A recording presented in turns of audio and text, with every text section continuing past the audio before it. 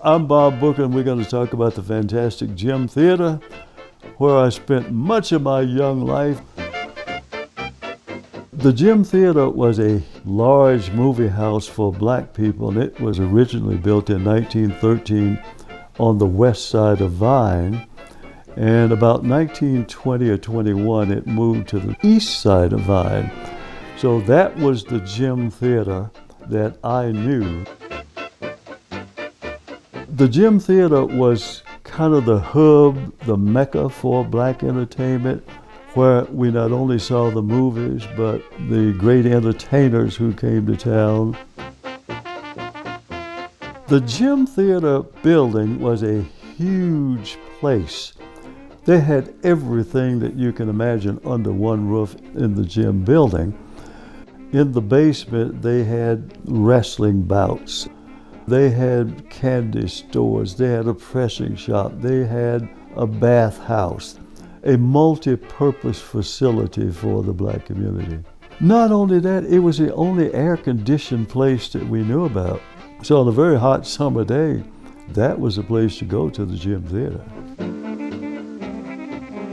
Well, my earliest memories were in 1942, really, when I was 8 years old. My grandmother loved to go see horror movies on Thursday nights at the Gym Theater. So I saw all of the original Frankenstein movies, the Wolfman movies, the mummies, and all of that kind of stuff.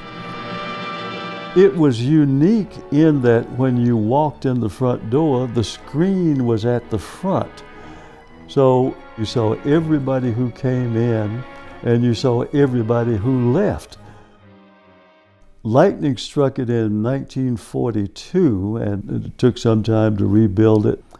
By the time I was 11 years old and could go to the Gym Theater by myself, I was there every Saturday morning to see Johnny Mac Brown, Hopalong Cassidy, Tim McCoy, whatever major cowboy there was. We went to see those cowboys and their horses. I grew up over where the Knoxville Auditorium Coliseum is built. The street was called Acres Place, which no longer exists. And so my world was populated by other black kids and black families. There was one other venue. It was the Bijou Theater, which was a segregated theater, but it was the only white theater that allowed black patrons would go there on Saturdays to the Bugs Bunny Club. But we had to go to a separate ticket booth, and the seating was upstairs. I went to the Bijou on occasion. A bunch of movies there that I couldn't see at the gym that were in Technicolor, more first-run movies than you could see at the Gym Theater. I remember one time in particular, and many of my friends at that time were white. And one day somebody said, let's go see a movie. Didn't think about where we were going, except that we did walk down to the Bijou.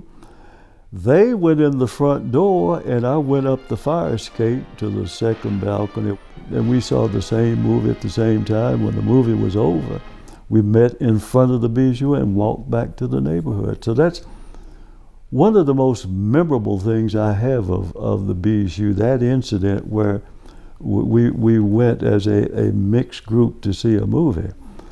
Even though segregation was there, except for not being able to go to the Tennessee Theater, for example, or the Riviera, I'm not sure I thought about racial segregation. When you grow up in a system, it almost becomes normal. Never thought of the Riviera. As a youngster, had no desire to go. But in college, I said, now that I'm going to be a citizen, I thought about it. It's time now. We shouldn't put up with this nonsense. We organized the students to have stand-ins at the downtown movie theaters, the Riviera, and the Tennessee, and we really did want to go to the balcony at the Bijou. So when the theaters desegregated, poor Gym Theater lost its clientele, and people started going elsewhere. So that, to me, is an interesting end to the Gym Theater.